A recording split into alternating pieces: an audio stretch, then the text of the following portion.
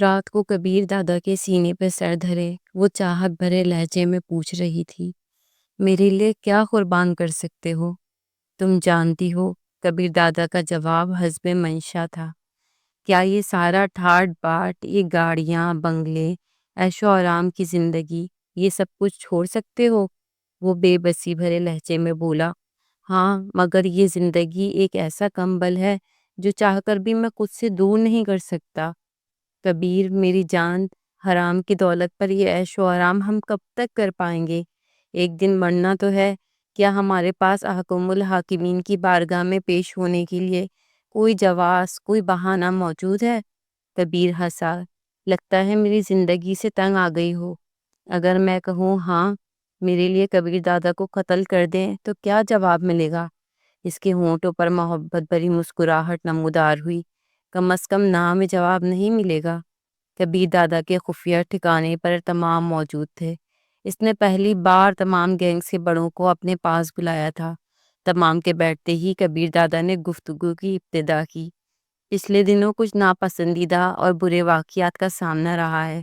جو کچھ ہوا اس کے بارے میں تمام کو معلوم ہے۔ تفصیل دہرانا وقت کا ضیاع ہوگا۔ غلطی کس کی تھی، قصوروار کون تھا، ان سب باتوں کو ماضی کا قصہ سمجھیں۔ ہماری کامیابی اتفاق و اتحاد کے ساتھ رہنے میں ہے۔ تمام گینگز کو ان کا علاقہ بانٹا ہوا ہے اور ہر ایک کو اس کی حد بندی کا لحاظ رکھتے ہوئے اپنا کام کرنا ہوگا۔ باقی شمشیر دادا کے زمانے میں تمام گینگز اپنی کمائی کا مخصوص حصہ شمشیر دادا کے حوالے کرتے تھے، جو شہاب قصوری صاحب کے اقتدار میں ختم ہو گیا تھا۔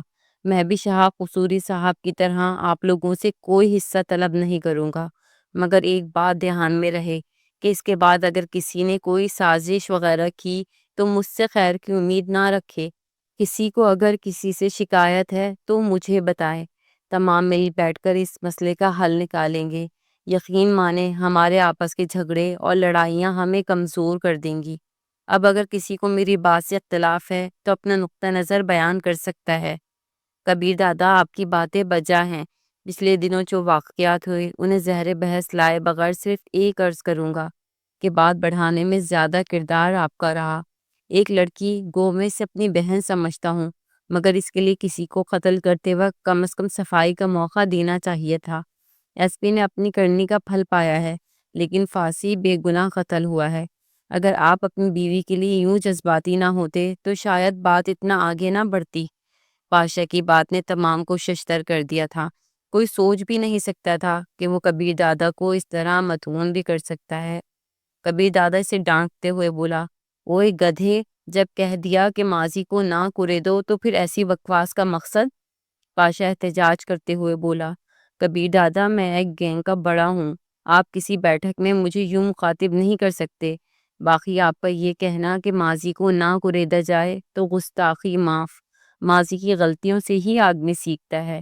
نوشاد آفریدی اور اخلاق حسین نے غلطی کی اور جرمانہ ادا کیا۔ آپ نے غلطی کی، اس کا کیا؟ اگر آپ شمشیر دادا کی طرح کے بڑے نہیں ہیں تو جواب دیں۔ دیتا ہوں جواب۔ کبیر دادا کرسی سے اٹھ کر جارحانہ انداز میں اس کی طرف بڑھا اور اسے گریبان سے پکڑ کر اٹھاتے ہوئے اس کے چہرے پر تھپڑ رسید کرنا چاہا۔ پاشا نے فوراً سی کلائی تھام لی تھی۔ کبیر دادا نے ایک جھٹکے سے اپنا ہاتھ چھڑاتے ہوئے اسے پیچھے کی طرف دھکا دیا۔ بیٹھک برخاست کی جاتی ہے کہہ کر وہ لمبے قدم رکھتا ہوا باہر نکل گیا۔ پاشا، یہ کیا بیوقوفی ہے؟ کاشف راجپوت نے اسے ڈانٹا۔ یہ بیوقوفی نہیں ہے، حقیقت ہے دادا، تک لہجے میں کہتے ہوئے پاشا بھی باہر نکل گیا۔ اسے کیا ہوا ہے؟ پاشا کے باہر جاتے ہی شہاب قصوری نے حیرت کا اظہار کیا تھا۔ جہاں تک میں سمجھا ہوں اصل بات کوئی اور ہے۔ اخلاق حسین نے معنی خیز انداز میں سر ہلایا۔ باقی بھی اپنی اپنی رائے دینے لگے تھے۔ یار پاشا، مسئلہ کیا ہے؟ نوشاد اور اخلاق حسین وہاں سے سیدھا پاشا کے خفیہ اڈے پر پہنچے تھے۔ دونوں کو پاشا کے رویے کی کرید لگی ہوئی تھی۔ کچھ نہیں یار، پاشا گہرا سانس لیتے ہوئے بولا، آپ لوگ کیوں ہی پریشان ہو گئے ہو؟ پریشان تو ہوں گے نا یار، اخلاق حسین مصنوعی پریشانی ظاہر کرتا ہوا بولا۔ مشکل سے پہلے والے جھگڑوں سے نپٹے ہیں، اب تازہ جھگڑا کھڑا ہوگا تو برا تو لگے گا نا۔ پاشا کے چہرے پہ کشمکش کے آثار ابھرے، یوں جیسے وہ اصل بات کہنے نہ کہنے کی سوچ میں ہوں، اور پھر ایک نتیجے پہ پہنچتے ہوئے وہ بولا، کبیر دادا زیادتی کر رہا ہے۔ کیسی زیادتی؟ اخلاق حسین نے لہجے میں ہمدردی سموتے ہوئے پوچھا۔ آپ ہم سے بات کریں، شاید اس مسئلے کا کوئی بہتر حل نکل آئے۔ وہ مجھے گینگ ختم کر کے اپنے گینگ میں شامل ہونے کا حکم دے رہے ہیں۔ ایک گینگ کا سربراہ ہونے کے بعد میں نمبر 2 کے درجے پہ تنزلی کیسے برداشت کر سکتا ہوں؟ پاشا نے بادل نخواستہ ساری بات اگل دی تھی، مگر اس نے تو بڑے شوق سے تمہیں اپنے گینگ سے علیحدہ کر کے دوسرا گینگ بنانے کی اجازت دی تھی، پھر اب کیا ہو گیا؟ اخلاق حسین نے حیرانی ظاہر کی۔ شاہ جی صحیح کہہ رہا ہے، نوشاد کے دماغ میں بھی وہی سوال اٹھا تھا۔ پاشا بے ساری سے بولا، اس کی وجہ بھی وہی مصیبت ہے جسے میں اپنی بہن بنا بیٹھا ہوں۔ کیا مطلب؟ دونوں کے منہ سے بیک وقت ایک ہی سوال نکلا۔ گڑیا کی حفاظت کے لیے کبیر دادا مجھے واپس اپنے گینگ میں لا رہا ہے۔ اس کا ارادہ ہے کہ میں گڑیا کا محافظ بن کر رہوں۔ یہ کوئی طریقہ نہیں ہے یار، بے شک وہ میری بہن جیسی ہے، مجھے عزیز بھی ہے، لیکن میں ایک گینگ کا سربراہ ہو کر کسی لڑکی کا محافظ بن کر تو نہیں رہ سکتا نا۔ بات تو صحیح ہے آپ کی۔ اخلاق نے فوراً اس کی ہاں میں ہاں ملائی۔ نوشاد بھی اس بات میں سر ہلانے لگا۔ پاشا نے اشتیاق بھرے لہجے میں پوچھا، اب آپ مشورہ دیں، کیا کرنا چاہیے؟ اخلاق حسین نے گلا کھنکار کے معنی خیز انداز میں کہا، ویسے کبیر دادا اور آپ کا رشتہ ایسا ہے کہ ہم کچھ کہتے ہوئے اچھے نہیں لگتے۔ بھاڑ میں گیا رشتہ یار، سب سے پہلے انسان کی اپنی ترجیحات ہوتی ہیں۔ میں بے وقوف تھا جو کبیر دادا کے لیے جان دینے کی سوچا کرتا تھا، اور اس کے دل میں میری اتنی عزت ہے کہ اپنی بیوی کا محافظ بنا دیا۔ اگر بغاوت کرتا ہوں تو کبیر دادا سے تو مجھے بھلائی کی کوئی امید نہیں ہے۔ جس شخص نے اپنے استاد کو معاف نہ کیا وہ شاگرد کو کہاں بخشے گا؟ پاشا کے لہجے میں خوف کی چھلک واضح تھی۔ اخلاق حسین نے کہا، ہم دونوں آپ کے ساتھ ہیں پاشا، اسی لیے تو پوچھ رہا ہوں کیا کروں، اور آپ دونوں کے سامنے میں نے اسی لیے کھل کر بات کی ہے کہ آپ دونوں کبیر دادا کی اصلیت جانتے ہو۔ پاشا نے ان پر اعتماد ظاہر کرتے ہوئے انہیں کھل کر مشورہ دینے کی ترغیب دی۔ اخلاق حسین معنی خیز لہجے میں بولا، ہمارا مشورہ تو یہی ہے کہ کبیر دادا کی بات مان کر اس کے گینگ میں شامل ہو جاؤ، اور جو وہ کہتے ہیں اس پر عمل کرو، اس میں تمہارا فائدہ اور بھلائی ہے۔ کیا؟ پاشا حیرانی سے چلایا، اس میں میرا فائدہ کہاں سے آ گیا؟ لازمی بات ہے، اگر کبیر دادا کو کچھ ہو گیا تو گینگ کی سربراہی آپ کو ملے گی، بلکہ آپ تمام گینگز کے سربراہ بن جائیں گے۔ اخلاق حسین اسے کوئی بات سمجھنے کا اشارہ دے رہا تھا، مگر کبیر دادا ٹھیک ٹھاک صحت مند ہے، اسے کیا ہو سکتا ہے؟ پاشا اب تک اخلاق حسین کے مقصد کو نہیں پہنچا تھا۔ انسان کو کوئی حادثہ بھی پیش آ سکتا ہے، اللہ پاک کے کاموں کی کس کو خبر ہے؟ اس مرتبہ اخلاق حسین نے پہلے سے بھی واضح اشارہ کیا تھا۔ پاشا کے چہرے پہ بشاشت نمودار ہوئی۔ یقیناً اس کی سمجھ میں اخلاق حسین کے اشارے آ گئے تھے۔ صحیح کہہ رہے ہو شاہ جی، زندگی کا کیا بھروسہ؟ وہ کیا کہتے ہیں، انسان تو بس پانی کا بلبلہ ہے۔ اخلاق حسین اور نوشاد نے بناوٹی خیخہ لگایا۔ اخلاق کہنے لگا، بس یہی بات ہم بھی آپ کو سمجھانا چاہتے تھے کہ اپنے استاد کی بات ٹالنا مناسب نہیں ہے۔ استاد کی بات مان کر ہی کوئی مرتبہ اور عزت ملتی ہے۔ پاشا نشست سے اٹھتا ہوا بولا، میرا خیال ہے مجھے جا کر کبیر دادا کو منانا چاہیے، اور آپ لوگوں سے مشورے لینے کے لیے کبھی کبھار زحمت دینے آتا رہوں گا۔ اخلاق حسین چاپلوسانہ لہجے میں بولا، ہمارے لیے مستقبل کا سربراہ کو مشورہ دینا باعث سعادت ہوگا۔ وہ دونوں پاشا کے ساتھ ہی کھڑے ہو گئے تھے۔ کبیر دادا کے پاس شہاب قصوری اور بابر حیات بیٹھے تھے جب پاشا وہاں پہنچا۔ اسے دیکھ کر کبیر دادا نے رخ پھیر لیا تھا۔ معذرت خواہ ہوں دادا، میں نے نازیبا کلمات منہ سے نکالے تھے، مگر بخدا میرا ارادہ آپ کی توہین کرنے کا نہیں تھا۔ پاشا نے وہاں جاتے ہی ندامت ظاہر کی۔ کبیر دادا اس کی بات کا جواب دیے بغیر خاموش بیٹھا رہا۔ پاشا دوبارہ بولا، میں نے اپنے گینگ کے تمام ارکان کو آپ کے گینگ کے ساتھ مل جانے کے احکامات دے دیے ہیں۔ اس مرتبہ کبیر دادا کے چہرے پہ مدھم سی مسکراہٹ نمودار ہوئی۔ ٹھیک ہے، جاؤ اپنی ذمہ داری سنبھالو۔ پاشا اس بات میں سر ہلاتے ہوئے باہر نکل گیا۔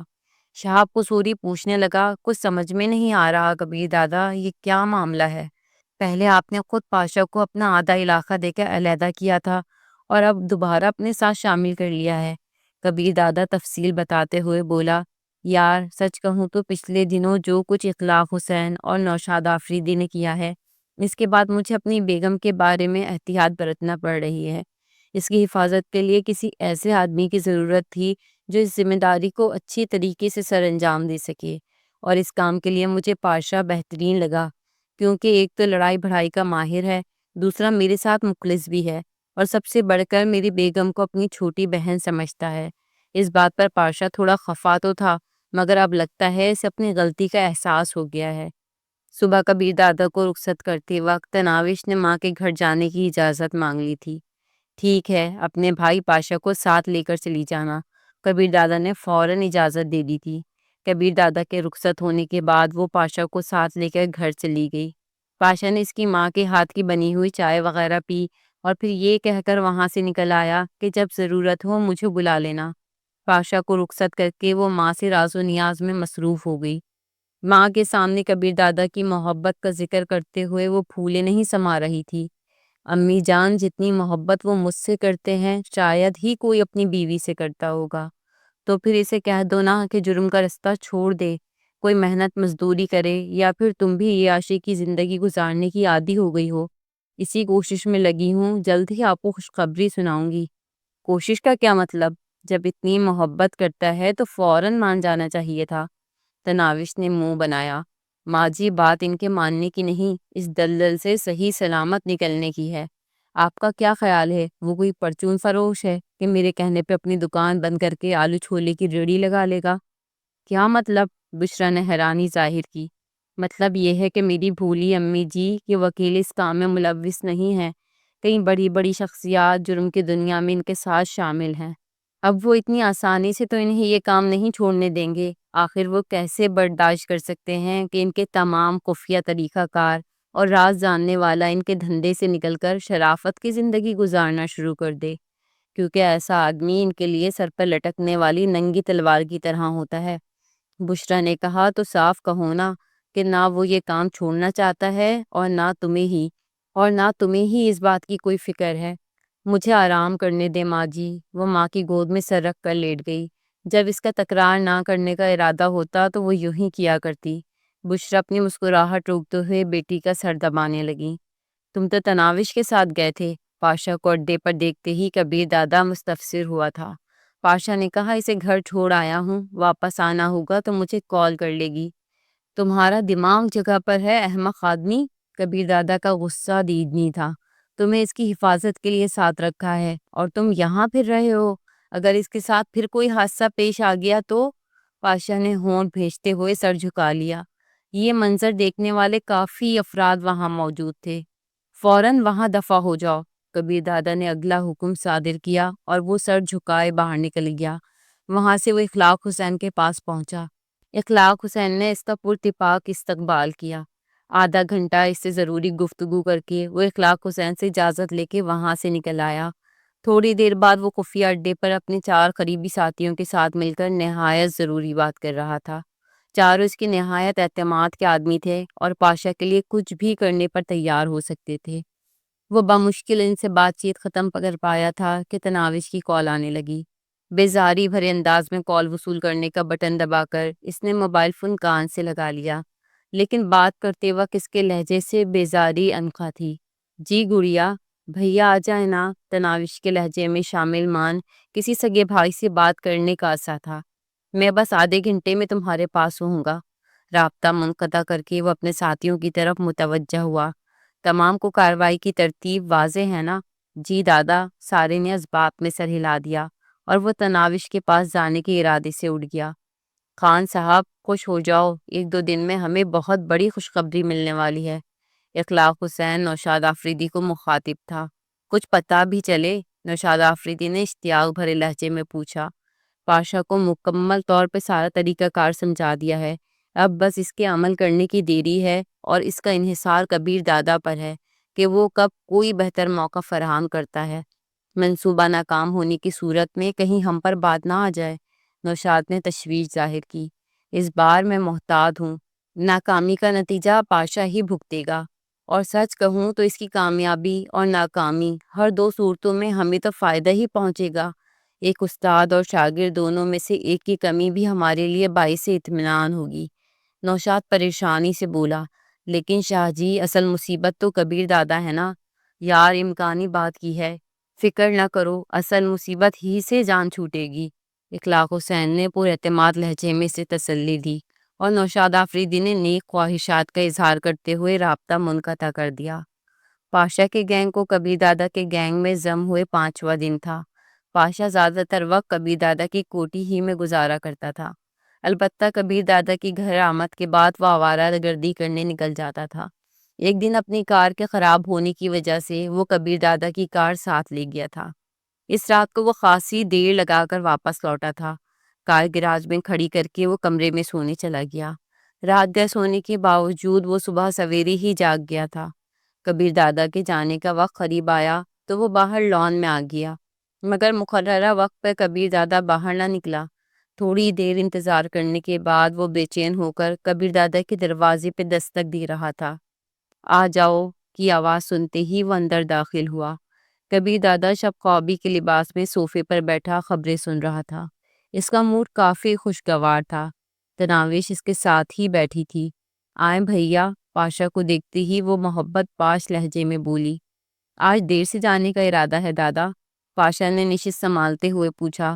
تناوش اس کے لیے تھرموس سے چائے ڈیلنے لگی تھی. کبیر دادا نے منہ بناتے ہوئے کہا، کہاں یار، تمہاری بہن کے نرالے منصوبے ہوتے ہیں. آج جمعے کا دن ہے اور پورا دن محترمہ نے میرے ساتھ گزارنا ہے. ایسے ضد تو نہیں کرتے گڑیا؟ پاشا فوراً تناوش کو سمجھانے لگ گیا تھا. ضد تو نہیں کی بھیا، آپ خود انصاف کریں، ہفتے میں ایک دن تو میرا بھی بنتا ہے نا. اچھا ٹھیک ہے، پاشا کے کچھ کہنے سے پہلے کبیر دادا نے کہا. اس کی بات مان لی، میں چلتا ہوں. پاشا مایوس انداز میں وہاں سے باہر نکل آیا. اسی دوران ڈرائیور شہزاد اس کے پاس پہنچ گیا. دادا کار کی چابی تو دیں، عظیم صاحب بتا رہا ہے کہ آج کبیر دادا نے کہیں نہیں جانا، تو میں نے سوچا کار کی سروس ہی کروا لوں. کل وقت نکال کر کرا لینا، فی الحال چابی میرے پاس رہنے دو، مجھے ضرورت پڑ سکتی ہے. پاشا نے چابی اس کے حوالے نہیں کی تھی. وہ جی دادا کہہ کر واپس مڑ گیا. شام کو کبیر دادا تناوش کو اس کی ماں سے ملوانے لے گیا. اس وقت پاشا ڈرائنگ روم میں ہی بیٹھا تھا. انہیں تیار ہو کر جاتے دیکھ کر پاشا فوراً کار کو گراج سے نکال کر لے آیا تھا. کبیر دادا نے محافظوں کو ساتھ لے جانے کی ضرورت محسوس نہیں کی تھی. ان کے گھر سے نکلتے ہی پاشا بھی اپنی کار لے کر نکل آیا. پتہ نہیں خراب کھڑی کار کیسے ٹھیک ہو گئی تھی. اس کا رخ ساحل والے اڈے کی طرف تھا. ایک مخصوص جگہ پر پہنچ کر اس نے موبائل فون نکال کر کبیر دادا کا نمبر ملایا. کیا بات ہے پاشا؟ اس نے کال وصول کرتے ہی پوچھا. وہ تیز تیز لہجے میں بولا، دادا بہت بڑی گڑبڑ ہو گئی ہے، آپ فوراً ساحل والے اڈے پر پہنچے. مگر کبیر دادا کی بات کو کاٹتے ہوئے اس نے بے صبری کا اظہار کیا.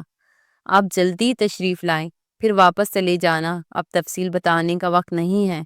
اچھا میں آ رہا ہوں. کبیر دادا نے رابطہ منقطع کر دیا. آدھے گھنٹے بعد اسے دور سے کبیر دادا کی کار آتی دکھائی دی. اس جگہ لوگوں کی آمد و رفت نہ ہونے کے برابر تھی. وہ تیار ہو کر بیٹھ گیا. کبیر دادا کی کار لمحہ بلمحہ قریب آ رہی تھی. دوربین نکال کر اس نے کار میں کبیر دادا کے اکیلا ہونے کی تسلی کر لی تھی. اور پھر وہاں موجود لوگ ایک ہولناک دھماکے کی آواز سن رہے تھے. کالے رنگ کی مرسڈیز کئی گز فضا میں اچھل کر ٹکڑے ٹکڑے ہو گئی تھی. کار میں موجود اکیلا وجود گوشت کے ٹکڑوں کی صورت میں کار کے ٹکڑوں کے ساتھ ہی بکھر گیا تھا. پاشا نے افسردہ نظروں سے کار کو دیکھا اور موبائل فون نکال کر اخلاق حسین کا نمبر ملانے لگا. اس نے کال وصول کرنے میں ذرا بھی دیر نہیں لگائی تھی. بہت افسوسناک خبر ہے شاہ جی، کبیر دادا کی کار دھماکے سے اڑا دی گئی ہے اور بدقسمتی سے وہ اس وقت کار ہی میں موجود تھے. جیسے ہی یہ خبر آپ تک پہنچتی ہے فوراً میرے پاس آ کر مجھے بذات خود مطلع کرنا. سچ؟ خوشی سے اخلاق حسین کی بانچیں کھل رہی تھی. ہاں شاہ جی، میرا سرپرست، میرا استاد اور میرا بڑا نہیں رہا. پاشا نے رابطہ منقطع کیا اور کارکروں کو ایک مخصوص جانب موڑ دیا. کبیر دادا کی کوٹھی میں تمام گینگسٹر اپنی بیگمات وغیرہ کے ساتھ جمع تھے. تناوش کو بھی پاشا گھر سے لے آیا تھا. کبیر دادا کی موت کی خبر سننے کے بعد وہ گمسم سی تھی. مختلف عورتوں نے تعزیت کے بہانے اسے مخاطب کرنے کی کوشش کی تھی، مگر کسی کی بات کا جواب دیے بغیر وہ خالی خالی نظروں سے تمام کو دیکھتی رہی. فرحانہ بھی مغموم صورت لیے وہیں موجود تھی. زندگی میں پہلی بار اسے تناوش سے ہمدردی محسوس ہو رہی تھی، اور پھر اس سے رہا نہ گیا۔ تناوش کے قریب پہنچ کر اسے اپنے ساتھ لپٹا لیا۔ فرحانہ باجی، یہ عورتیں پریشان کیوں نظر آ رہی ہیں؟ اس کے معصومیت بھرے سوال پر فرحانہ کا دل کٹ کر رہ گیا تھا۔ وہ والی باجی کہہ رہی تھی کہ کبیر حادثے میں فوت ہو گئے ہیں۔ اتنی بھولی ہیں، انہیں معلوم ہی نہیں کہ وہ کسی ضروری کام کے سلسلے میں گئے ہوئے ہیں۔ تناوش نے ایس پی کی بیوی سلطانہ کی جانب اشارہ کر کے کہا، وہ سچ کہہ رہی ہے پگلی۔ فرحانہ کی آنکھیں نم ہو گئی تھیں، مگر تناوش اس کی بات پر دھیان دیے بغیر اپنی لے میں شروع رہی۔ نہیں، ایسی بات نہیں ہے، آج پورا دن انہوں نے میرے ساتھ گزارا۔ شام کو ہم امی جان کی طرف گئے تھے، وہیں پر انہیں کال موصول ہوئی اور وہ تھوڑی دیر میں لوٹنے کا کہہ کر گئے ہیں، ابھی تک نہیں لوٹے۔ آج تو آنے دو، بالکل بھی بات نہیں کروں گی، دیکھنا کیسے منتیں کریں گے۔ کاش ایسا ہی ہوتا، فرحانہ سسکی۔ اتنے مہمان جمع ہو گئے ہیں، اب تو انہیں آ جانا چاہیے تھا۔ تناوش پریشانی ظاہر کرتے ہوئے بولی، باجی یہ تمام ہماری شادی کی خوشی میں جمع ہوئے ہیں نا؟ فرحانہ اس کی بات کا جواب نہیں دے سکی تھی۔ راحت خالہ کو شاید پاشا نے تمام کے لیے چائے بنانے کا کہا تھا۔ اسے باورچی خانے کی طرف بڑھتا دیکھ کر تناوش کہنے لگی، راحت خالہ سالن میں خود بناؤں گی، وہ بس آنے والے ہی ہوں گے۔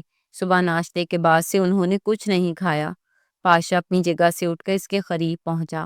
چلو گڑیا، تم تھوڑی دیر آرام کر لو۔ تناوش نے پریشانی ظاہر کی، مگر بھیا وہ آ کر خفا ہو جائیں گے کہ مہمان بیٹھے ہیں اور میں سونے کو لیٹ گئی ہوں۔ میں انہیں سمجھا دوں گا۔ پاشا اسے اپنے ساتھ لپٹاتے ہوئے خوابگاہ میں لے گیا۔ بیڈ سائڈ ٹیبل کی دراز سے نیند کی گولی نکال کر اس نے تناوش کو کھلائی اور خوابگاہ کا دروازہ بند کرتے ہوئے باہر نکل آیا۔ نوشاد اس وقت اخلاق حسین کے کان میں سرگوشی کر رہا تھا۔ اگر یہ نام نہاد بھائی نہ ہوتا تو چھوکری تو ہاتھ میں تھی۔ اخلاق نے کہا، چلو دیکھ لیتے ہیں پاشا اس کے لیے کیا کرتا ہے، پھر کوئی منصوبہ بندی سوچ لیں گے۔ فی الحال تو ٹھنڈ رکھو، غریب تازہ تازہ بیوہ ہوئی ہے۔ اسی وقت راحت خالہ تمام کے لیے چائے لے آئی تھی۔ زیادہ تر نے چائے پینے میں دلچسپی ظاہر نہیں کی تھی۔ تھوڑی دیر بعد پاشا تمام کو شکریہ ادا کرتے ہوئے انہیں گھر واپس لوٹ کر آرام کا مشورہ دے رہا تھا۔ کبھی دادا کی لاش انہیں نہیں ملی تھی، بس گوشت کے چند لوتھڑے اور کپڑوں کی کچھ دھجیوں کی لکڑی کے تابوت میں بند کر کے دفنا دیا گیا تھا۔ تناوش کمرے میں بند ہو کر رہ گئی تھی۔ اس کی حالت کے پیش نظر پاشا کو اسے ماں کے پاس بھیجنا پڑا، البتہ اس کی حفاظت کے لیے باقر اور رخسار کو بھی ساتھ بھیجا تھا۔ کبیر دادا کی موت کے تیسرے دن تمام گینگسٹر کبیر دادا کے خفیہ ٹھکانے پر موجود تھے۔ سربراہی کرسی خالی پڑی تھی اور کرسی کی پشت کو پکڑ کر پاشا تمام کی طرف متوجہ تھا۔ بیٹھک کا باقاعدہ آغاز کرنے سے پہلے میں ضروری سمجھتا ہوں کہ اس کرسی پر بیٹھنے کے لیے کسی ایک کا چناؤ کیا جائے۔ اس زمن میں کاشف دادا کے علاوہ اگر کوئی بھی مجھ سے مقابلہ کرنا چاہتا ہے تو سامنے آ سکتا ہے، تاکہ بیٹھک کے آغاز سے پہلے مقابلہ کر لیا جائے۔ پاشا نے سوالیہ نظروں سے سب کی طرف دیکھا، مگر کوئی اپنی جگہ سے نہیں اٹھا تھا۔ کاشف دادا، اگر آپ یہاں آنا چاہیں تو مجھے خوشی ہوگی۔ اس مرتبہ پاشا نے کاشف راجپوت کو دعوت دی۔ کاشف راجپوت کے ہونٹوں پر پھیکی مسکراہٹ نمودار ہوئی۔ شکریہ پاشا، مگر میں اپنی جگہ پر ٹھیک ہوں۔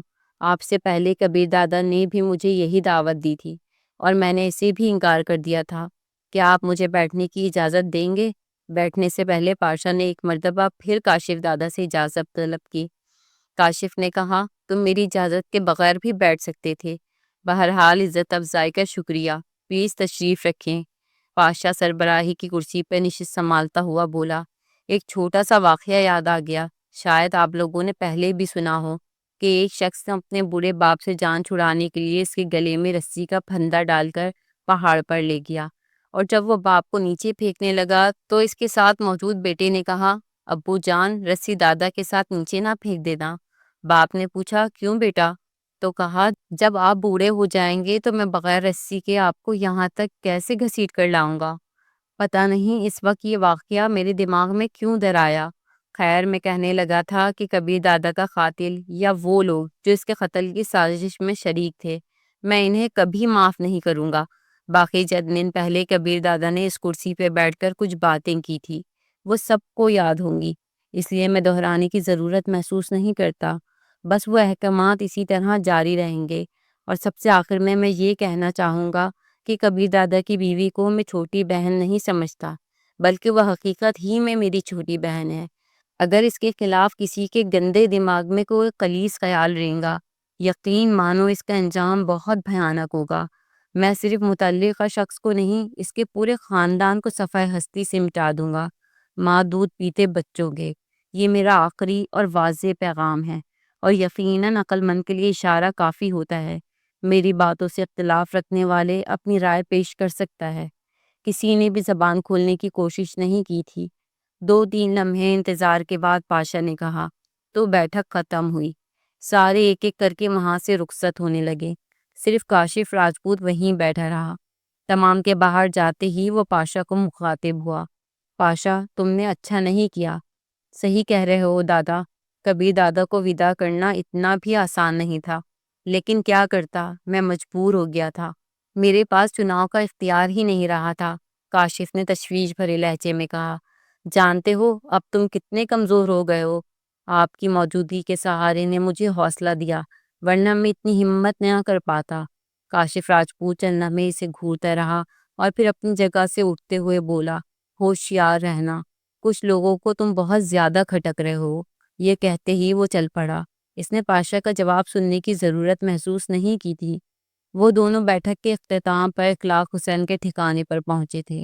یار، مجھے تو پاشا کے تیور ٹھیک نہیں لگ رہے تھے، بیٹھتے کے ساتھ اخلاق حسین نے تشویش بھرے لہجے میں کہا۔ نوشاد آفریدی تپتا ہوا بولا، بھاڑ میں گئے تیور، مجھے تو اس پھلجڑی کا دکھ کھائے جا رہا ہے۔ کبیر دادا جیسے سانپ کو مار کر بھی وہ خزانہ مجھے پہلے جتنا ہی دور دکھائی دے رہا ہے۔ اخلاق حسین اسے تسلی دیتا ہوا بولا، ہمیں انتظار کرنا پڑے گا، فی الحال وہ جذباتی ہو رہا ہے۔ تازہ تازہ اپنے استاد کو موت کے گھاٹ اتارا ہے حرامی نے، اسے سنبھلنے میں تھوڑا وقت تو لگے گا۔ آہستہ آہستہ بھول جائے گا اس حادثے کو بھی اور اپنی منہ بولی بہن کو بھی، تب کچھ کریں گے۔ نوشاد نے حسرت بھرے لہجے میں کہا، قسم سے میرا تو دل کر رہا ہے اس سے شادی کر لوں۔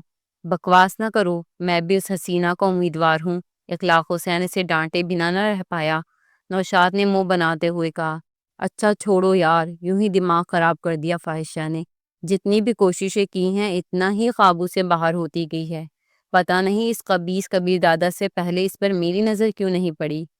ٹھیک کہا خان صاحب، فی الحال اس کے خیال کو چھوڑنا ہی پڑے گا۔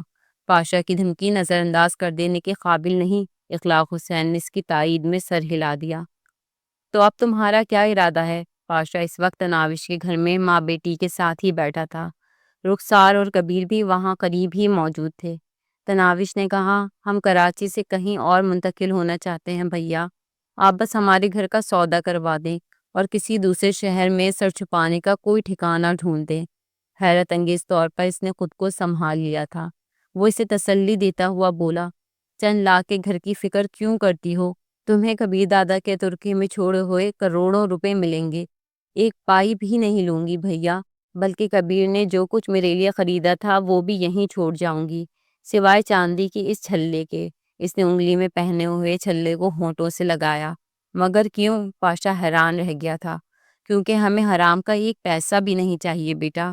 خاموش بیٹھی بشرا نے منہ کھولا، جیسا آپ چاہیں ماں جی۔ پاشا تناوش کی نسبت سے اسے ماں جی ہی کہنے لگا تھا۔ تناوش نے بےتابی سے پوچھا، تو کب تک ہو جائے گا؟ امید ہے پرسوں تک میں آپ دونوں کو بھجوا دوں گا۔ تناوش نے کہا، میں بے چینی سے منتظر ہوں۔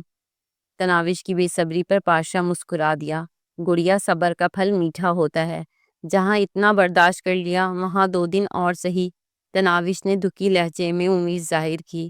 بھیا، شاید کبھی ایسا وقت آئے کہ آپ کو میری بے صبری کا ادراک ہو۔ مجھ پر جو بیت رہی ہے اس سے میں یا میرا رب ہی واقف ہے۔ جانتا ہوں، پاشا نے اٹھ کر اس کے سر پر ہاتھ رکھا، مگر تم یہ نہیں جانتی کہ آپ لوگوں کے جانے کے بعد میں کتنا اکیلا اور تنہا رہ جاؤں گا۔ تناوش افسردگی سے مسکرائی، اس بارے میں ہم پہلے بات کر چکے ہیں۔ صحیح کہہ رہی ہو، کہہ کر پاشا نے بشرا کے سامنے سر جھکا دیا۔ بشرا نے اس کے سر پر شفقت بھرا ہاتھ پھیرتے ہوئے کہا، جیتے رہو بیٹا، اور پاشا وہاں سے باہر نکل گیا۔ رخسار اور باقر اس وقت دروازے پہ کھڑے ایک دوسرے سے سرگوشیوں میں باتیں کر رہے تھے۔ باقر نے کہا، مجھے 100% یقین ہے کہ کبیر دادا کے قتل میں پاشا دادا کا ہاتھ ہے۔ نہ جانے باجی کی سمجھ میں یہ بات کیوں نہیں آ رہی۔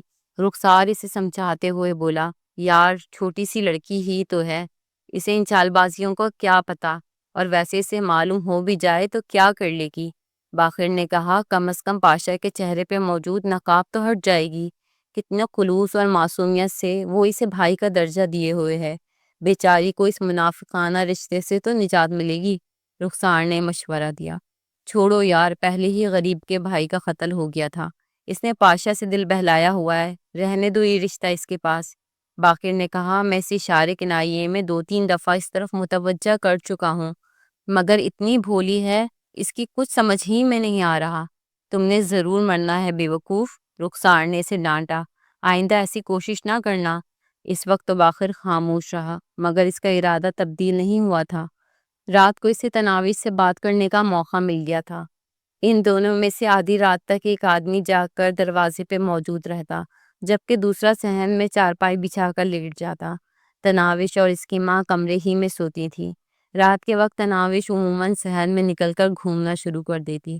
اس وقت بھی تناوش بے چین ہو کر کمرے سے نکلی اور صحن میں چکرانے لگی۔ باقر ہمت مجتمع کرتا ہوا اسے قریب پہنچا۔ باجی، ایک بات کہنا تھی۔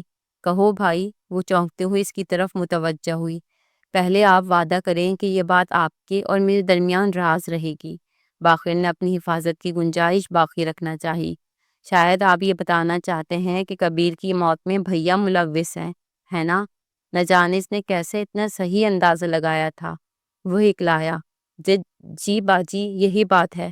وہ اطمینان بھرے لہجے میں بولی، کبیر اس وقت یہیں میرے ہی گھر میں موجود تھے جب انہیں کال وصول ہوئی تھی کہ جلدی سے ساحل والے اڈے پر پہنچے، اور یہ کال بھیا نے کی تھی۔ باقر نے حیرانی بھرے لہجے میں پوچھا، تو آپ پہلے دن سے یہ جانتی ہیں؟ ہاں، اس نے افسردہ انداز میں سر ہلا دیا۔ پھر پاشا دادا کو باور کیوں نہیں کرایا؟ وہ جانتے ہیں کہ مجھے اس بارے میں سب معلوم ہے، لیکن مجھے وہ چھوٹی بہن ہی کی طرح چاہتے ہیں۔ ان سے دشمنی مول کر میں کبیر کو تو واپس نہیں لا سکوں گی، البتہ بھائی کو اور ان کی ہمدردیوں کو کھو دوں گی۔ کیا آپ بھی چاہتے ہیں کہ میں مکمل طور پر بھی آسرا رہ جاؤں؟ نہیں باجی، میرا یہ مطلب نہیں تھا۔ باقر گڑبڑا گیا تھا۔ بھائی، آپ کی ہمدردی پا کر اچھا لگا، اور اگر میری خوشی عزیز ہے تو کبھی بھیا کے ساتھ غداری نہ کرنا۔ باقر سر جھکا کر خفیف سا پیچھے ہٹ گیا۔ اس کے وہم و گمان میں بھی نہیں تھا کہ وہ چھوٹی سی لڑکی اتنا کچھ جانتی ہوگی۔ اس کے حوصلے اور ہمت سے بھی وہ خاصا متاثر ہوا تھا۔ محبت کرنے والے شوہر کو کھو کر بھی اس کے اعصاب کسی جہاں دیدہ عورت کی طرح کام کر رہے تھے۔ تناوش سے ملاقات کے دوسرے دن رات کے 2 بجے پاشا کوئی گمنام نمبر سے کال وصول ہوئی۔ اس کے ہیلو کہتے ہی دوسری جانب سے ایک شناسا آواز ابھری، میں 3 بجے تک پہنچ جاؤں گا، میں منتظر ہوں۔ رابطہ منقطع کر کے وہ سرحد کے ساتھ کمرے سے باہر نکلا۔ تھوڑی دیر بعد وہ اپنی کار میں تناوش کے گھر کی طرف روانہ تھا۔ تناوش کے گھر کے سامنے کار رکتے ہی باقر نے دروازہ کھول کر باہر جھانکا۔ آٹومیٹک رائفل اس نے تیار حالت میں پکڑی ہوئی تھی، مگر کار سے پاشا کو اترتا دیکھ کر اس کے تنے ہوئے اعصاب ڈھیلے پڑ گئے تھے۔ رخسار کو اٹھاؤ اور دونوں واپس کوٹھی پر پہنچو، پاشا نے اندر گھستے ہی اسے حکم دیا۔ جی دادا، کہہ کر وہ سوئے ہوئے رخسار کی طرف بڑھ گیا۔ تناوش بھی ان کی آواز سن کر کمرے سے نکل آئی۔ بھیا، اس نے سوالیہ انداز میں پکارا۔ ہاں گڑیا، میں ہوں، امی جی کو بھی جگا دو، آپ لوگ ابھی یہاں سے روانہ ہوں گے۔ جی بھیا، تناوش کے لہجے میں شامل خوشی باقر اور رخسار کو حیران کر گئی تھی، مگر وہ زیادہ سوچنے کی زحمت کیے بغیر گھر سے باہر نکل گئے۔ گلی سے نکلتے ہی انہیں خالی رکشہ مل گیا تھا۔ ان دونوں کے غائب ہوتے ہی پاشا ماں بیٹی کا ہاتھ بٹانے کے لیے کمرے میں داخل ہوا، مگر وہ پہلے سے سارا سامان سمیٹ چکی تھی۔ یقیناً یہ کام وہ سرے شام ہی انجام دے چکی تھی۔ کتنی دیر ہے بھیا؟ تناوش نے بے صبری سے پوچھا۔ 3 بجے تک تمہیں لینے گاڑی پہنچ جائے گی۔ تناوش نے ہاتھ میں پکڑے موبائل کی اسکرین روشن کرتے ہوئے وقت دیکھا۔ 3 بجنے میں چند منٹ ہی رہتے تھے، اور پھر اس کی سماعتوں نے گلی میں گاڑی کے رکنے کی آواز سنی۔ وہ بے صبری سے دروازے کی طرف بھاگی۔ پاشا اور بشرا اس کی حالت دیکھ کر ہنس پڑے۔ دروازے پہ پہنچ کر وہ رکی۔ اسی وقت دروازے کو دھکیلتا ہوا شلوار قمیض میں ملبوس ایک لمبا تڑنگا شخص اندر داخل ہوا۔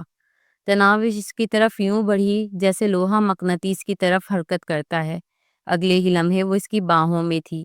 کبیر، تناوش کے لہجے میں محبت، بے صبری، بے تابی خلوص اور نہ جانے کون کون سی کیفیات شامل تھیں۔ کبیر کی جان، آنے والے نے محبت بھرے انداز میں اس کے ماتھے پر بوسہ دیا اور اس کے دونوں بازوؤں سے پکڑ کر اوپر اٹھا لیا۔ وہ پھول کی طرح ہلکی پھلکی تھی۔ اسے سر سے بلند کر کے وہ ہنسا۔ مجھے یاد کیا تھا؟ تناوش نے نفی میں سر ہلایا۔ نہیں، بھولے ہی نہیں تھے، یاد کیا کرتی؟ اچھا ابھی وقت نہیں ہے، ہم نے کافی لمبا سفر طے کرنا ہے۔ اسے نیچے اتار کر وہ کمرے کی جانب بڑھ گیا۔ پاشا کمرے کے دروازے پر کھڑا تھا۔ اس کے قریب پہنچتے ہی وہ اس سے لپٹتے ہوئے رو پڑا۔ ارے پاگل، روتے کیوں ہو؟ کبیر دادا نے اس کے سر پر شفقت بھرا ہاتھ پھیرا۔ پاشا نے سسکی بھری۔ آپ نے میرے کبیر دادا کو مار دیا۔ کبیر دادا آپ دیدہ ہو کر بولا۔ ہاں، مگر اس کے بدلے تمہیں بڑے بھائی کا تحفہ بھی تو دیا ہے۔ بھیا، آپ لوگوں کی بہت یاد آئے گی۔ زندگی میں پہلی بار اس نے کبیر دادا کو بھائی کہا تھا۔ کبیر دادا نے اس کے ماتھے پہ بوسہ دے کر علیحدہ کیا۔ خوب دیکھ بھال اور سمجھداری سے وقت گزارنا۔ جی بھیا، اس نے اس بات میں سر ہلا دیا۔ چلو سامان گاڑی میں رکھو، پاشا کو کہہ کر وہ بشرا کی جانب بڑھا۔ ماں جی، آپ تیار ہیں؟ ہاں بیٹا، پچھلے کئی دنوں سے منتظر تھی اور اس پگلی سے تو ایک ایک پل گزارنا مشکل ہو گیا تھا۔ اچھا ہے تمہارا نیا موبائل فون نمبر اس کے پاس نہیں تھا، ورنہ ضرور بھانڈا پھوڑ دیتی۔ ماں جی، لگا لیں شکایتیں، دیکھ لوں گی آپ کو، تناوش نے دھمکی دینے میں دیر نہیں کی تھی۔ تھوڑی دیر بعد ہی وہ سوزوکی وین میں اپنا سامان منتقل کر چکے تھے۔ پاشا سے ایک بار پھر محبت بھرے انداز میں مل کر کبیر ڈرائیونگ سیٹ پر بیٹھ گیا۔ تناوش بھی بے ساختہ پاشا کے ساتھ لپٹ گئی۔ بھیا، اپنا وعدہ یاد رکھنا۔ تم بھی۔ اس کے سر پہ شفقت بھرا ہاتھ پھیر کر پاشا نے اس کے لیے اگلی نشست کا دروازہ کھول دیا۔ آنکھوں میں نمی لیے وہ چک کر سیٹ پر بیٹھ گئی۔ بشرا پیچھے بیٹھ گئی تھی۔ الوداعی ہاتھ لہرا کر کبیر نے وین آگے بڑھا دی۔ پاشا وین کے موڑ مڑتے ہی وہیں کھڑا وین کی اگبی بتیوں کو گھورتا رہا۔ اس کے دماغ میں ہفتہ بھر پہلے تناوش سے ہونے والی ملاقات کا منظر تازہ ہوا۔ بھیا، آپ کہاں ہیں؟ چائے پیتے ہوئے سے تناوش کی کال موصول ہوئی تھی۔ اس نے پوچھا۔ میں اپنے کمرے میں ہوں، کیا دادا چلے گئے؟ ہاں، تناوش کا جواب اس بات میں تھا۔ اچھا، میں آ رہا ہوں، کہہ کر اس نے کال کاٹ دی اور پھر چائے کی پیالی ختم کیے بغیر اس کے کمرے میں پہنچ گیا۔ اس نے کھڑے ہو کر پاشا کو بڑے بھائی جیسا احترام پیش کیا اور پاشا کی نشست سنبھالتے ہی بیٹھ گئی۔ وہ مسکراتے ہوئے بولا۔ اب بولو، کیا بات ہے؟ بھیا، میں نے جرم کی دنیا سے نکالنا چاہتی ہوں۔ تناوش نے بغیر کسی تمہید کے دل میں موجود بات اگل دی تھی۔ کیا؟ پاشا ششدر رہ گیا۔ کیا کہہ رہی ہو؟ ایسا ہونا ناممکن ہے گڑیا۔ ناممکن تو کبیر کا شادی کرنا بھی تھا، ناممکن تو ان کا مجھے بیوی کا درجہ دینا بھی تھا، ناممکن تو محترم بہرام پاشا کا مجھے بہن بنانا بھی تھا، ناممکن تو شمشیر دادا کا شکست کھانا بھی تھا۔ جب اتنے سارے ناممکن ہو سکتے ہیں تو یہ بھی ہو جائے گا۔ پاشا نے پوچھا۔ کیا تم نے اس موضوع پر دادا سے بات کی ہے؟ ہاں، انہوں نے بھی یہی کہا جو آپ کہہ رہے ہیں۔ تو پھر تمہاری سمجھ میں آ جانا چاہیے تھا۔ تناوش کے چہرے پہ حسرت نمودار ہوئی۔ دل کو کیسے سمجھاؤں؟ پاشا فلسفیانہ انداز میں بولا۔ دل کی ماننے والے گھاٹے میں رہتے ہیں، وہ اطمینان بھرے لہجے میں بولی۔ تب جب دماغ دل کی مخالفت کر رہا ہو۔ اگر تمہیں خطرے کا اندازہ ہوتا تو یقیناً تم ایسا نہ سوچتی۔ میری تجویز سننے کے بعد اگر آپ اپنے موقف پہ ڈٹے رہے تو میں کبھی بھی کبیر کی جان کو خطرے میں نہیں ڈالوں گی۔ بولو، پاشا کرسی سے ٹیک لگاتے ہوئے بے دلی سے بولا۔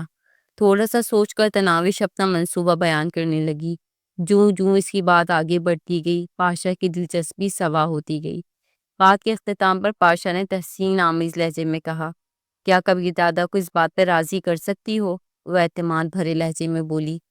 میں انہیں زہر کا بھرا پیالہ پینے کو کہوں تو بھی مجھے نہ سننے کو نہیں ملے گی۔ پاشا نے پوچھا۔ وجہ؟